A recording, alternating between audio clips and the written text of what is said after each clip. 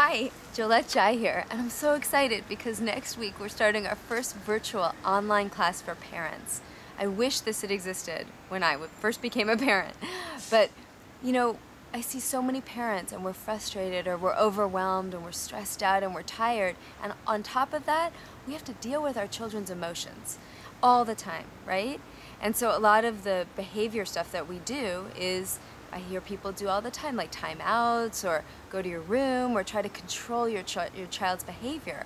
And what we're going to be talking about is how to peacefully set limits with your child so that you're acknowledging your child's feelings and needs all the time. And why that's so important is because when you're acknowledging your child's feelings and needs, you're actually developing emotional intelligence for your child. And we're going to talk a little bit about what emotional intelligence is.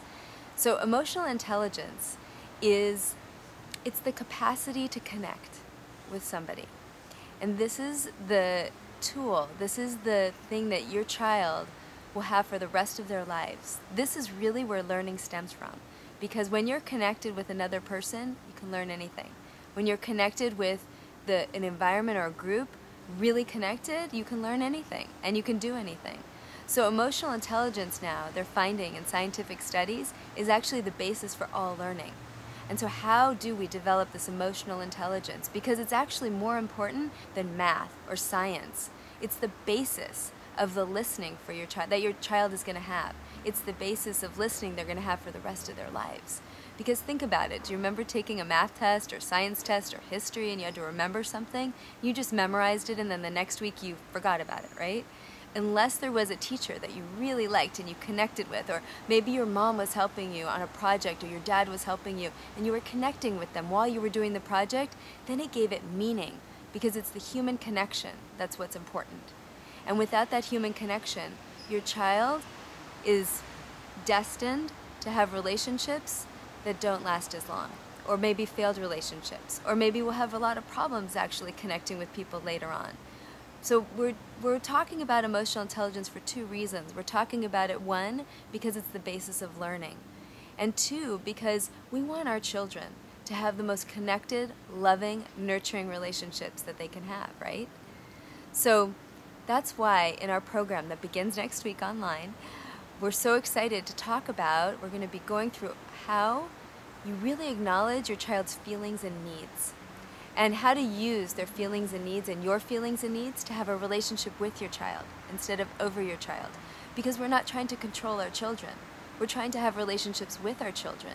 And what magically happens when we do that is our children naturally cooperate with us. It's amazing. So I didn't understand it when I first started this work with my own child, who's 3.5 now. But once I started the work with him, it's been just a miraculous journey of connection. And I can share with you one story that was so funny, and we're going to talk about this in the program. But one of the things we talk about is, people talk about timeouts a lot. And we hear it on Super Nanny, we hear it on Dr. Phil, we hear it all over in our culture about timeouts. Should we do a timeout? Should we not do a timeout? How do you do a timeout? Is a timeout good? What are we going to do? So in our program, we actually talk about timeouts for the parents instead of the children, because there's a lot of research in brain science now that's showing how detrimental using a timeout can be for your child and their brain development. So a story that I wanted to share with you about how a parent would take a timeout is it was like 2 weeks ago. I was with my son and we were trying to get ready for bed, and we're doing everything. Like everything I was trying to do, like brush the teeth, get the pajamas on, put his little pull-up on, everything wasn't working. He was dead set against not making this work. He was not going to sleep, and he was going to run around the house, and he was going to do everything he could to not get in the bed. And so I could feel the frustration just like building up in me. Have you ever felt that as a parent?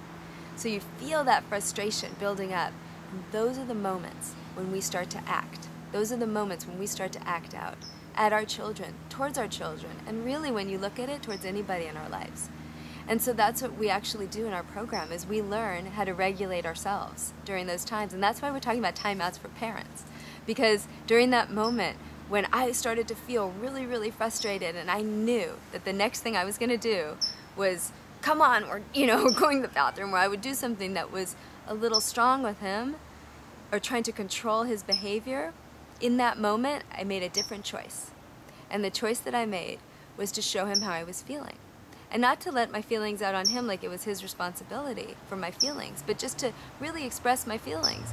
And so I went to the bed, and there's something that we do all the time, is that instead of him hitting other children, he'll hit a bed, or he'll hit a pillow, or he'll take out his feeling bag and start to express that way. So I went to the bed, and I'm so frustrated right now, right? I'm so frustrated. And he's watching me, and he stops, and all of his madness and all of his running and all of his, doing whatever he's doing, getting all his toys out and throwing everything around the room, he just stops and he watches me. And it was amazing what happened in that moment, because he watched me and he looked at me and he said, "Mommy," he's like, "You're frustrated?" And I said, "Yeah, I'm frustrated." And then he understood. It was like all the commotion stopped in that moment. You could like stop time in that moment. And he came up on the bed, and he opens his arms like that, and he just gives me a big hug. He's like, "I love you." He's 3.5. And so that moment was just so incredible, because that's the work that we do.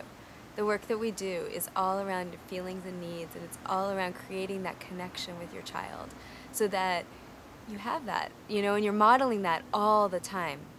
And so after that moment, after he gave me the big hug, he went ahead and on his own, without my prompting at all, did everything. He put on his pants, he went to go brush his teeth, and we had a really amazing, connected, peaceful evening where we shared a book together, we talked about the day, and then he went to sleep. So now you could see that's an example of the work that we're going to be doing and sharing. And all of this work is really centered around you being able to express your own feelings and you being able to express your own needs as a parent. Because I see this so much that parents learn to shove it down. They really learn to shove it down, and we count ourselves as last. And it's really important for us as parents to acknowledge our feelings and to actually know what our feelings are. And it's a whole nother language. So we're going to be learning that new language starting next Wednesday, because I didn't learn it as a kid, and I know a lot of parents didn't learn it. And actually there's a website now that has 3,000 words to describe your feelings. 3,000 words. So I didn't even know that existed before. But we're going to be learning about that. And we're going to be going beyond the words of sad and mad and angry. We're going to actually be delving into other feelings, so that you know your feelings, you'll know your child's feelings, and you'll be able to connect like that. Because I have a little secret for you.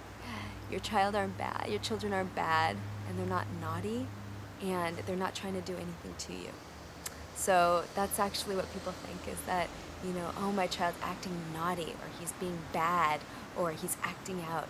But it's actually not what's happening. What's happening is that he's just trying, or she is just trying to express a need. They're just trying to get a need met. And actually that's all any one of us are ever doing as adults too. We're just really trying to get our needs met every day. And our feelings are calling out. They're like crying out to get a need met. And so parents interpret that, people interpret that as bad behavior. So we don't try to control the behavior. We try to understand what's going on. What's going on here? Hey, you're feeling like this. Oh, wow, I understand. You have a need that's not getting met. Maybe you need acceptance right now. Maybe you need affection right now. Maybe you need autonomy right now. Like, get away from me, Mom. Maybe you just need that. And when we start to realize that those are the real core issues that are going on for our children underneath the behavior, then we really start to have that close relationship with our child, and we really start to develop emotional intelligence for our child. So I'm so excited. Next week we're starting Wednesday. There'll be a link that comes along with this video, and you can go and check it out and sign up.